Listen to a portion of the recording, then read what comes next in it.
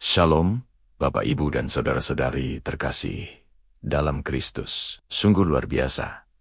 Kita bisa berkumpul kembali. Saya sangat bersyukur dan bersemangat. Karena hari ini, kita akan memulai sebuah perjalanan baru. Kita akan sama-sama mendalami materi pembelajaran dengan tema yang baru. Ini adalah kesempatan istimewa bagi kita semua untuk bertumbuh. Tidak hanya dalam pengetahuan, tetapi juga dalam iman kita kepada Tuhan Yesus. Mari kita buka hati dan pikiran kita. Izinkan Roh Kudus menuntun dan menerangi setiap langkah kita dalam pembelajaran ini. Saya percaya, melalui tema yang baru ini, Tuhan telah menyiapkan berkat dan hikmat yang luar biasa bagi kita. Mari kita awali dengan doa, memohon penyertaan-Nya, agar apa yang kita pelajari dapat menjadi berkat dan memuliakan nama-Nya. Tuhan Yesus memberkati kita semua. Terima kasih telah bergabung. Jangan lupa ikuti terus perjalanan kita. Saudara-saudari terkasih, pernah nggak sih kalian merasa paling benar soal iman? Mungkin waktu lihat orang lain makan makanan tertentu, atau cara mereka beribadah yang beda dari kita, terus dalam hati kita langsung ngejudge, kok gitu ya? Nah, Alkitab ternyata sudah bahas ini ribuan tahun lalu. Di surat Roma pasal 14, jemaat di Roma lagi ribut. Ada kubu yang beriman kuat, yang merasa bebas makan apa saja, dan ada kubu yang imannya lemah yang karena keyakinan hati nuraninya, memilih jadi vegetarian atau menghindari daging tertentu. Di tengah perdebatan panas ini, Rasul Paulus melempar satu pertanyaan yang super tajam. Di Roma pasal 14 ayat 4, bunyinya begini, "Siapakah kamu sehingga kamu menghakimi hamba orang lain? Hamba itu berdiri atau jatuh adalah urusan tuannya sendiri. Tetapi ia akan tetap berdiri, karena Tuhan berkuasa menegakkannya pula." Wow! Ayat ini seperti rem darurat buat kebiasaan kita menghakimi. Mari kita bedah sedikit pakai bahasa aslinya, bahasa Yunani, biar makin mantap. Pertanyaan, siapakah kamu? Dalam bahasa Yunani itu, shitis e. Ini pertanyaan retoris yang maknanya dalam banget. Paulus seolah-olah bilang, emangnya kamu siapa?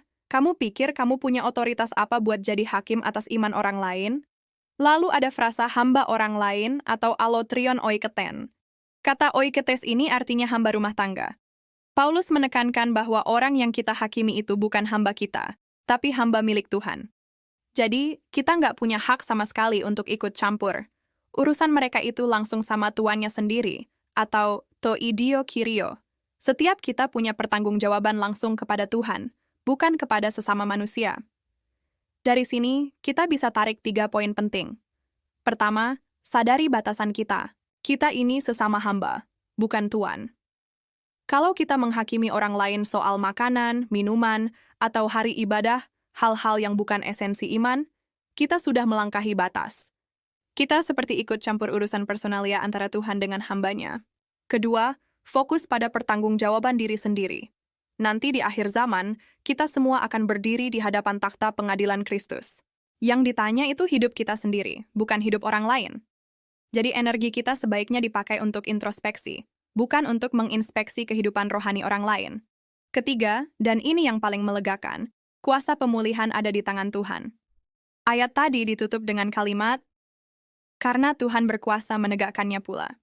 Ini janji yang luar biasa.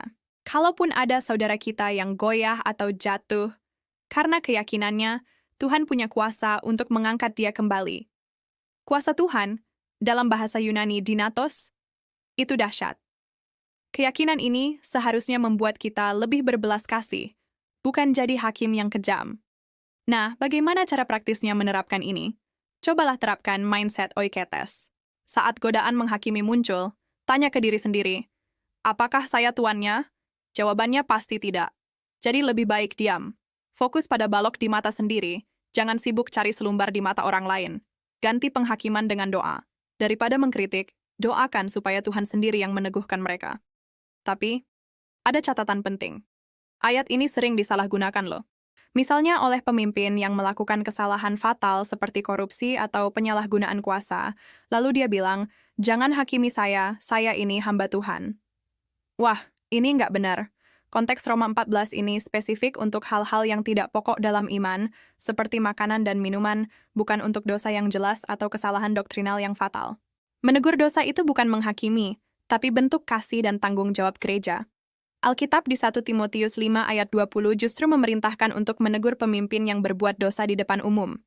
Jadi kita harus bisa membedakan antara menghakimi motif hati seseorang dengan menegur tindakan yang salah secara alkitabiah. Jadi saudara-saudari, mari kita hentikan kebiasaan menghakimi dalam hal-hal sekunder. Pakai energi kita untuk membangun kedamaian dan saling menguatkan. Terimalah satu sama lain, seperti Kristus sudah menerima kita. Ingat, kita semua adalah hamba dari satu Tuhan yang sama, dan Tuhan kita itu luar biasa baik dan berkuasa. Terima kasih sudah menyimak. Tuhan memberkati.